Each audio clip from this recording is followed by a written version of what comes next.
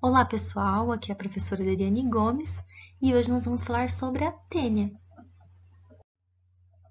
A tênia, pessoal, ela é a estrela da classe Cestuda, tá? Então é o cestódio de maior importância que nós temos. Temos muitas tênias, vou abordar algumas apenas com vocês. Na verdade, nós vamos abordar mesmo a tênia solium e a tênia saginata, porque elas têm importância aí para o homem, elas são zoonoses, tá? Mas a gente tem a tênia hidatígena, eu vou abordar com vocês, nós temos outras tênias. Bom, estes são os hospedeiros definitivos. Então, para a tênia solium e saginata, o hospedeiro definitivo é o homem, ou seja, ele abriga a forma adulta. Para a tênia hidatígena, o hospedeiro definitivo é o cão. A tênia solium, ela tem como hospedeiro intermediário o suíno, enquanto a tênia saginata tem o bovino como hospedeiro intermediário. Para a tênia hidatígena, a gente tem aí vários vertebrados que podem funcionar como hospedeiro intermediário, mas principalmente os ovinos. E elas se localizam quando adultas, ou seja, aqui no hospedeiro definitivo, elas se localizam no intestino delgado. Aqui, pessoal, é só para mostrar para vocês, a gente tem algumas tênias, né? E vai mostrar aqui, pessoal, a diversidade que a gente tem aí de hospedeiros. Bom, então vejam. A tênia teniformes, né? Quem que é o hospedeiro intermediário dela? O rato. E quem é o hospedeiro definitivo? O gato. A tênia hidatígena. Então, a gente tem aqui a ovelha, né? Funcionando como os ovinos, funcionando como hospedeiro intermediário e definitivo, o cão. Tênia ovis e tênia multíceps também, tá? Então, ovelhas, né, como ovinos como intermediário, cães como definitivo. E nós temos diversos aqui. Então, por exemplo, o bovino, ele pode ser hospedeiro intermediário da tênia hidatígena, e aí o hospedeiro definitivo é o cão. E ele é hospedeiro intermediário da tênia saginata, cujo homem é o hospedeiro definitivo. O suíno, ele também é hospedeiro intermediário da tênia hidatígena, que o cão é hospedeiro definitivo. Ele é hospedeiro intermediário da tênia solium, que o homem é hospedeiro definitivo. Mas aqui a gente tem um super detalhe, que costuma ser pegadinhas em concurso. No caso da tênia solium, o homem também funciona como hospedeiro intermediário, tá? Então, fiquem atentos em relação a isso. Quem é o hospedeiro intermediário? O hospedeiro intermediário é o indivíduo que ingere os ovos, e aí, a partir desses ovos, formam-se os estágios larvais nos diferentes órgãos do hospedeiro intermediário. Quando o hospedeiro definitivo ingere a musculatura, órgãos, né, mal passados ou crus dos intermediários, ele desenvolve a forma adulta dessas tênias, né? Por isso que o homem tem a tênia e ela é conhecida como solitária, porque é um parasito muito grande. Bom, então, especificamente em relação à tênia saginata, o que nós temos? Ela é a tênia presente na carne bovina, ou seja, as larvas, né? Nesse caso, elas são chamadas de cisticerco. Esses cisticercos, eles estão presentes nos bovinos, portanto, os bovinos são hospedeiros intermediários. No homem, que é o hospedeiro definitivo, ela está localizada no intestino delgado. Nos hospedeiros intermediários, nos bovinos, ela está localizada nos mais diversos órgãos, principalmente nos músculos. E eles são tão importantes, pessoal, que a larva vai receber um nome científico. Então, nesse caso, a larva chama Cisticercus bovis. Guardem esse nome.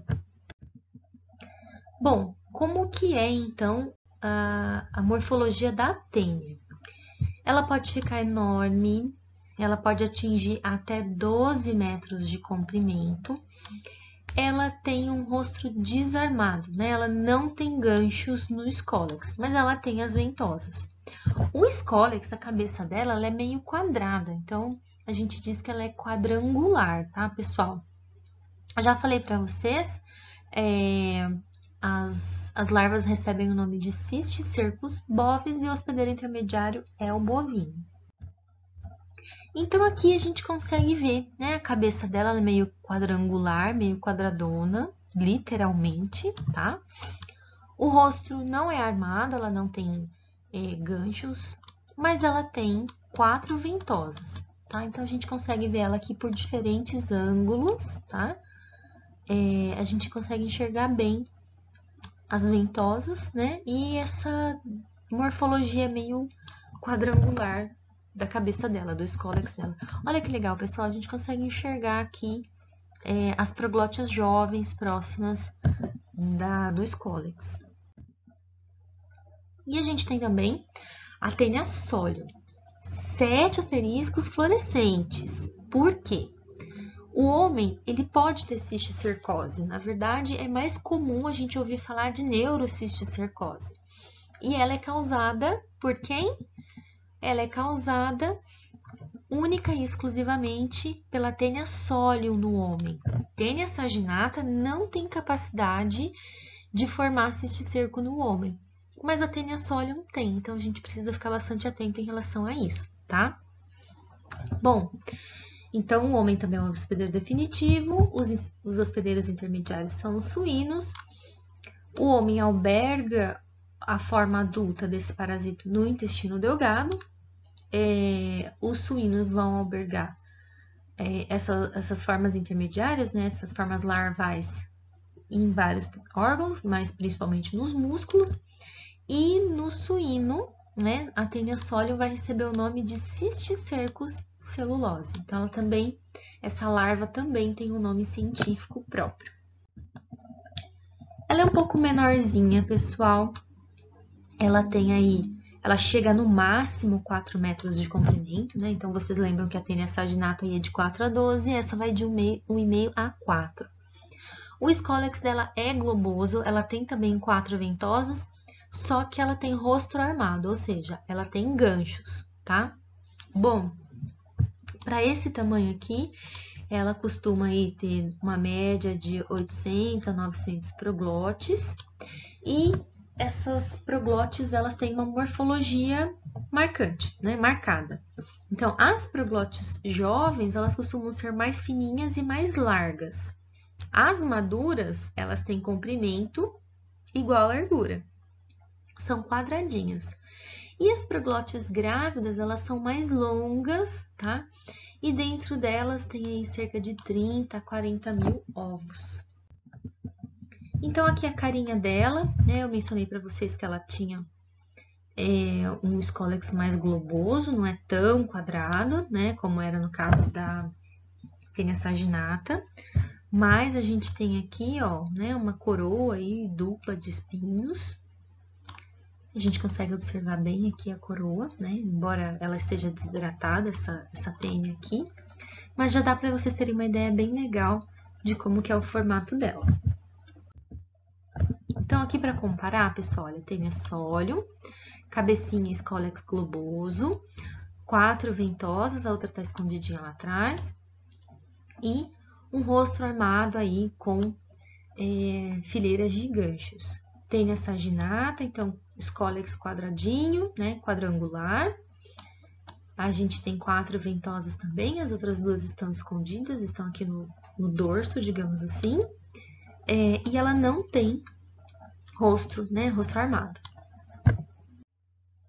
Bom, pessoal, então, como funciona o ciclo biológico da tênia? Eu mencionei para vocês que a tênia adulta, né, tanto para a tênia solium quanto para a tênia saginata, ela vai se encontrar no intestino delgado de quem? Dos humanos, que são os hospedeiros definitivos. Então, periodicamente, vão sendo eliminadas proglotes nas fezes, né? Muitas vezes essas proglotes se rompem e só chegam os ovos nas fezes. Esses ovos, eles vão contaminar o alimento do bovino ou do suíno, que são os hospedeiros intermediários. Mas lembrando que precisa ser uma infecção espécie específica. Então, tênia saginata só vai causar formação de cisticercos nos bovinos e tênia solium só vai causar a formação de cisticercos nos suínos. Bom, como que é possível esses ovos, né, que foram eliminados pelas fezes humanas, contaminarem o alimento do bovino? Imaginem comigo o seguinte cenário, né? Imaginem uma propriedade rural, que é aí utilizada para a criação de gado, e que o funcionário está a 10 quilômetros da sede e deu aquela super dor de barriga. E aí ele foi e fez no pasto. O que o bovino come? Pasto. Pronto, já descobrimos como que isso aconteceu, né? Bom, então, uma vez que esse bovino vai ingerir seu alimento e ingere esses ovos junto, esses ovos chegam até o trato gastrointestinal, chegam até o intestino. Dentro desse ovo, pessoal, tem um embrião. Ele é chamado de hexacanto, tá? Por que hexacanto? Porque ele tem 6 acúlios, né? 6 espinhos, né? Por isso que ele é chamado de hexacanto. Bom, o hexacanto, esse embrião, ele lá no intestino, ele vai atingir a circulação sanguínea e ele vai migrar até chegar num órgão, por exemplo, na musculatura, né? Ou no órgão mesmo, no fígado. Depende da espécie que a gente estiver falando. E aí, né, ele chegou no destino dele, ele dá origem ao cisticerco. Ele forma essa larva, né, lá onde ele chegou, no músculo. Tênia solium e saginata, é muito mais comum isso acontecer na musculatura. Mas pode acontecer no fígado, por exemplo. Bom, e agora? O que vai acontecer com esse cisticerco? Agora nada, né? Agora que esse cisticerco se formou, né? Então, observem que ele tem um escólexinho invertido. Ele vai ficar lá, esperando até que um hospedeiro definitivo venha e ingira a musculatura desse animal, né? De forma crua ou mal passada.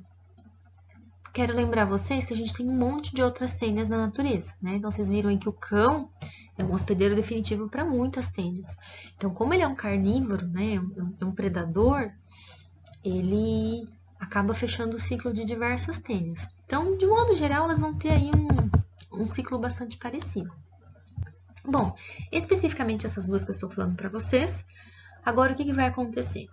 O homem vai lá, né? A gente sabe que 70% da população tem o hábito de ingerir a carne mal passada, né? Crua não é comum, mas mal passada é a maior parte da população. E aí, então,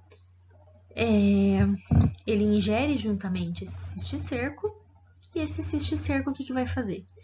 Quando ele chega no intestino, ele, né, inverte o escólex, evagina o escólex e se prende na mucosa desse intestino. Aí, essa tênia começa a crescer, até atingir 4 ou 12 metros de comprimento.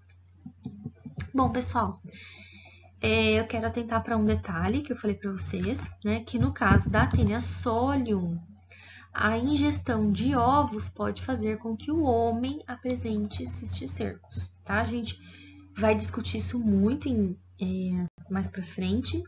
Nosso objetivo hoje é ciclo e morfologia. A gente vai discutir um pouco mais a fundo a cisticercose suína e humana mais adiante. Bom, pessoal, por hoje é isso. Qualquer dúvida, fiquem à vontade para entrar em contato comigo e até a próxima.